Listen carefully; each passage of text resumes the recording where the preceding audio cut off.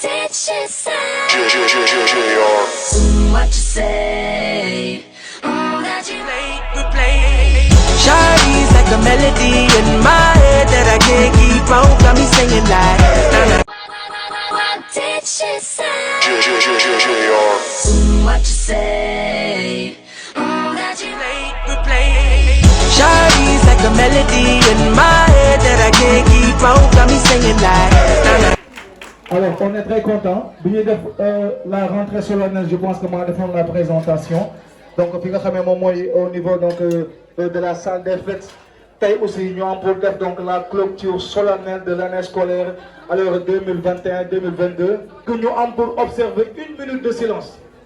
Est-ce que vous avez dit que 1 minute de silence à la mémoire de xamee que ñoo nekkoon ci école bi defoon la fierté de l'établissement yàlla suñu borom def ñu dëddu alors ki ñu tuddee woon salle bi nu mu tudd Alaaji Souleymane ki ñu tuddee woon salle bi nu mu tudd naka voilà Mamadou Sira Sarr ndeysaan ñooñu ak Awa Sow ñooñu de l'école monsieur Seck bismillah ñëwal yegg si en attendant les hommes waa tàccu leen monsieur Seck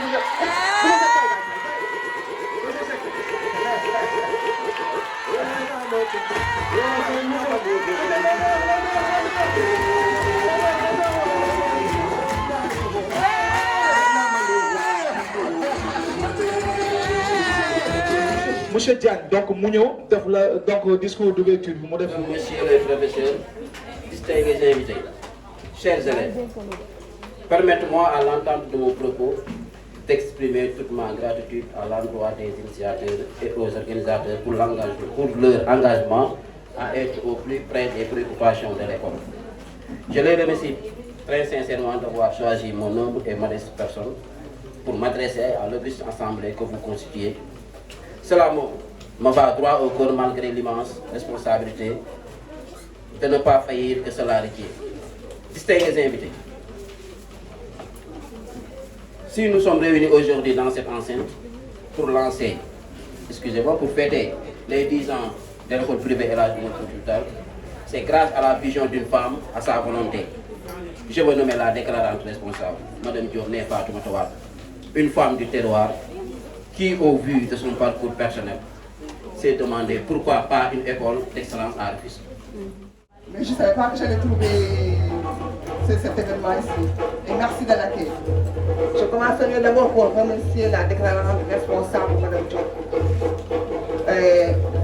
qui a cru à une administration très jeune,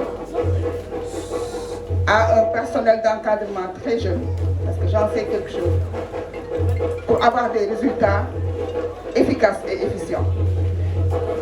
Et pour ça, je vais nommer d'abord M. Ndoye, qui en l'absence, c'est vrai qu'aujourd'hui vous célébrez les 10 ans d'existence de Omar Foutiyou Tall. C'est un bébé, mais c'est un bébé très précoce. Ça fait 2 ans que nous sommes en partenariat pour nous permettre, dans le cadre des PPP, dans le cadre des partenariats publics-privés, de prendre en charge certains élèves qui ont su faire des performances dans leurs études, mais d'autres qui sont dans des situations de vulnérabilité telles qu'ils ont besoin d'être accompagnés. C'est dans ce cadre qu'on est en train de travailler depuis 2020. Et là, je voudrais noter que c'est M. Ndoye qui est venu voir la municipalité pour lui faire une proposition, parce que nous étions en plein Covid-19. C'était très difficile. Certains parents avaient perdu leur travail, d'autres n'avaient plus d'activité. Et il nous a fait cette proposition de partenariat. Et qui a une fois de plus montré l'intérêt que l'école porte, non seulement à la municipalité, mais à la population rufisquoise. Depuis lors, elle est en train de cheminer. Mais ce que j'ai le plus aimé et noté, c'est que chaque année, on amène des innovations. Quand on dit que c'est à partir de la première qu'on essaie d'initier les élèves à la philosophie. À partir de la 6e, on initie les élèves aux matières scientifiques. C'est ce qui permet à l'école d'avoir des résultats qu'on a obtenu toute l'année dernière avec des mentions. Et c'est ce que nous espérons cette année. Nous souhaitons que vous ayez le maximum, surtout ceux qui sont en classe de terminale, d'avoir des mentions. C'est ça, c'est possible. Hein? C'est que si je suis présente aujourd'hui ici, c'est à ma qualité de responsable de l'éducation et de la culture au niveau de la ville de Rufisque. Et c'est pour ça que je n'ai même pas préparé de discours, rien du tout. Je ne pourrais pas rester longtemps. J'aurais souhaité passer la journée avec vous. Ça m'aurait permis de connaître chacun d'entre nous. Pas seulement les élèves qui ont été pris en charge par la ville. Mais je dois partir. Parce que demain, il doit rester quelques cas de Jules, comme d'habitude, bête nga ma moom bii moom surprise c'est agréable mais bii moom je m'y attendais pas du tout.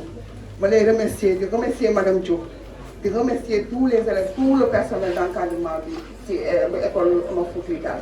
di ñaan yàlla nag partenariat bi nga xamante ne bii moom la ñu noué depuis 2020 que cela puisse continuer. Donc jamais suffisamment. Donc déjà présent monsieur Ndoye. Nous avons dit donc une personne qui est membre de l'administration, mais une personne qui est très élégant. Ça c'est clair. Il est très éloquent. Ça c'est clair. Monsieur Maïs.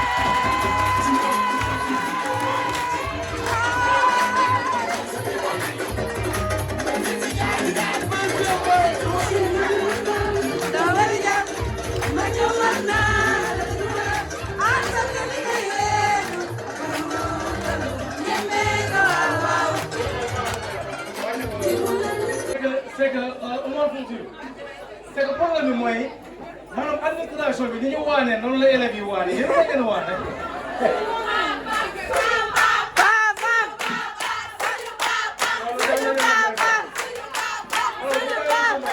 Il va s'adresser à vous en tant que directeur des études. Xam nga je pense que yow moom sa carte de personne.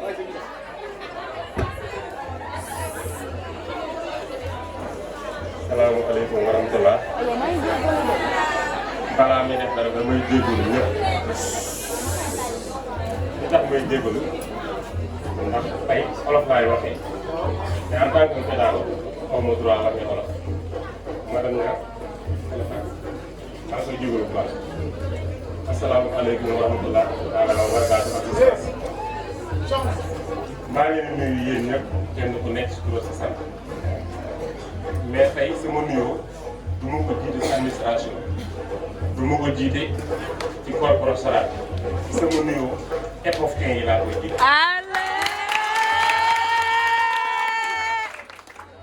ñun administration école ñun administration benn défaut la am mooy ñun dañoo bëgg trop suñu élèves nous vous aimons trop benn défaut vrai lan moo tax parce que yéen tamit da ngeen neex a bëgg.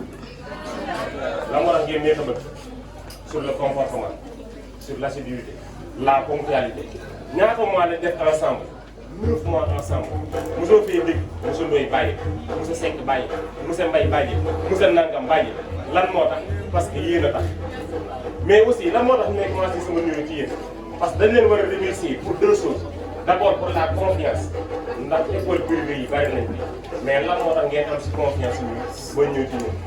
confiance boobu yàlla bu mu dee loolu moo tax ñun mënuñu def dama wax tey tudd ndax da ngeen dawal sama yaram. bu jooy bu jooy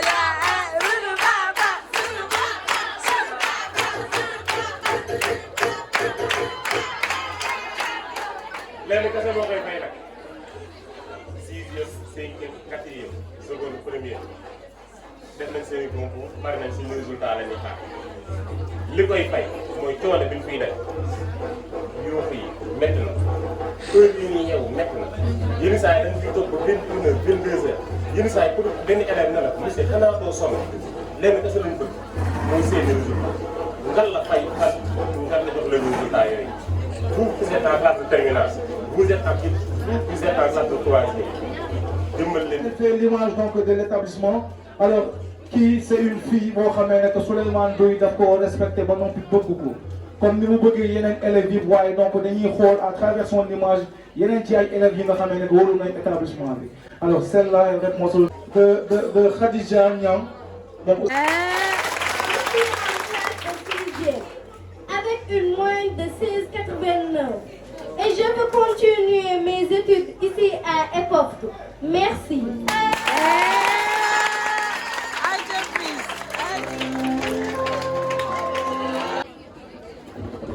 Alors, je pense que nous pouvons signaler que le président directeur général de Solu Études est déjà sur le lieu. Nous allons aussi, si c'est bon, nous allons